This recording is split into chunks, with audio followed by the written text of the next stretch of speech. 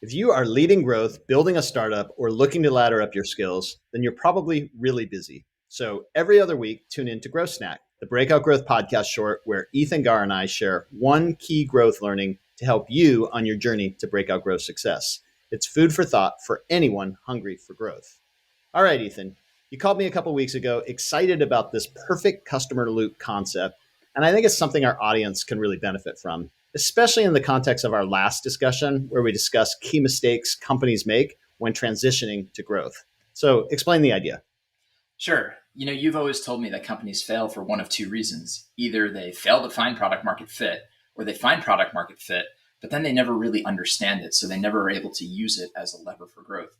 That always surprised me because you'd think if you found product market fit, you really understand every bit of your product market fit. But it's actually much more nuanced than that, especially at that transition when now you have to work cross-functionally to amplify that value to, in multiple ways. It can be a real challenge. And I think a lot of companies stumble there. So as I've been coaching a couple of CEOs recently, I really wanted to help them focus on building that understanding. And certainly that starts with understanding your data and asking lots of questions. But this exercise came into focus and it really proved to be valuable. So it's a pretty simple concept. You start with this idea of imagining your customer telling someone, a colleague, a friend about your product, and they're just super amped up and love your product. So I always use my RoboKiller example. So imagine somebody sitting in a bar, they get a phone call and they throw their phone down and they say, damn, I hate those robocalls. They're so annoying. And the person next to them goes, oh, you've got to try this product. You've got to try RoboKiller. Not only does it block those calls, but it answers them and talks back to those spammers and wastes their time so you can get revenge. And they're raving about your product and they just love it. And they're evangelizing who you are. And the idea is to work back from that moment, step by step, all the way to where that person became aware sitting at a bar about your product from someone else. Mm-hmm. So think about what happened right before they had that conversation. Maybe they got a phone call themselves or something happened where the job to be done came into focus and the product elegantly solved their problem. What happened before that? Maybe they added a new feature that you presented to them and they said, wow, that's even more value that I didn't even expect. Maybe they had an interaction with customer support or they finished an onboarding process. They just visited your app or somehow they were delighted. You think back through each step, whether it's an email, a text, whatever happened, all the way back. And you just keep thinking about these loops that create this perfect customer. And the idea is this perfect customer telling another customer, a potential customer, about your product. That's the perfect, example of a white hot fan. So you just want to keep digging in and understanding the emotions that are behind that experience. Awesome. I love it. It builds so much more on some of these other concepts. So it's like taking the net promoter score and just really like, okay, what is the action that is driving that? It's like looking at it in action, but not just that. It's working all the way back. Another thing that it kind of taps into, one of my favorite questions on the pmfsurvey.com, the template that I've put out there for several years that a lot of people have used now is, have you recommended this product? If so, how did you describe it? Yeah. I love that question because it gives me really rich language that people use to describe the product. But I think this is taking it so much further where it's not just the language they used or the moment that they recommended it. It's everything that led up to that moment. So kind of beginning with the end in mind. One of the 7 habits of highly effective people, one of those habits begin with the end in mind. And so the end goal is this white hot referral customer that loves your product. You're thinking about what drives that referral and then just every single thing that leads up to that. And of course, that doesn't happen if you don't have strong product market fit. It doesn't happen if you can't retain that customer.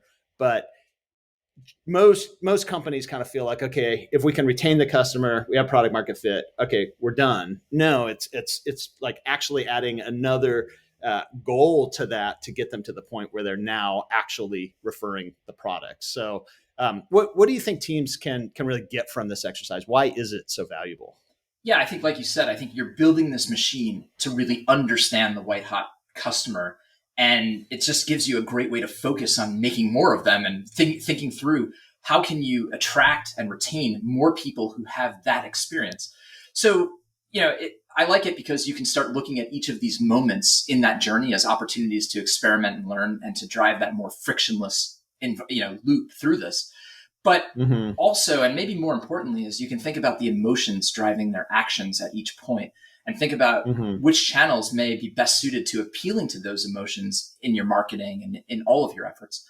I think ultimately what you're trying to do is you're trying to understand product market fit in a more actionable way. We're trying to turn product market fit into a verb that you can then use to focus in on your objectives. Yeah, and I see why you call it a loop too, because it is really, you're not just thinking about what led up to the point where someone refers the product, but you're also then thinking about the next person's experience. Yeah. And so clearly, when that referral happens, it creates a set of expectations. And how quickly can you get that new person to a valuable experience where you now get that lock in and ultimately get them to make the referral? And so I think really just breaking down these components of authentically what drives a strong word of mouth growth engine is super powerful. But of course, we need to be aware that anytime you talk about referral, it brings out the crazy and growth people. And so you're going to get a lot of people that are just like, it's all that last mile. And how do I spam the heck out of my existing users to prompt them to tell more customers? And what's the right incentive to give? And I think what's really great here is that you're literally saying,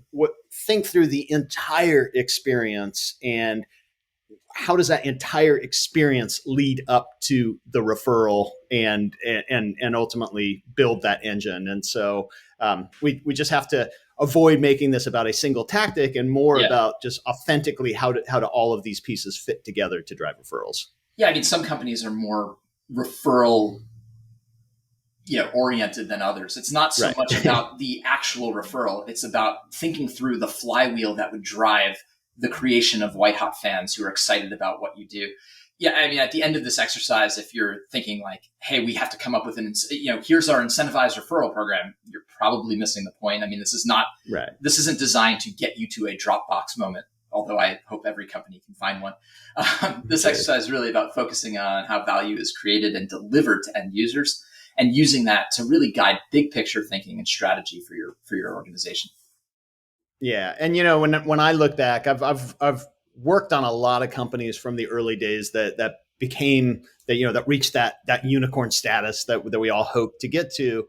And when I really think about what was that biggest growth driver in each of those companies, it was referral. There's not a single exception to that of the 5 or 6 companies that reached $1 billion valuations that I've worked on.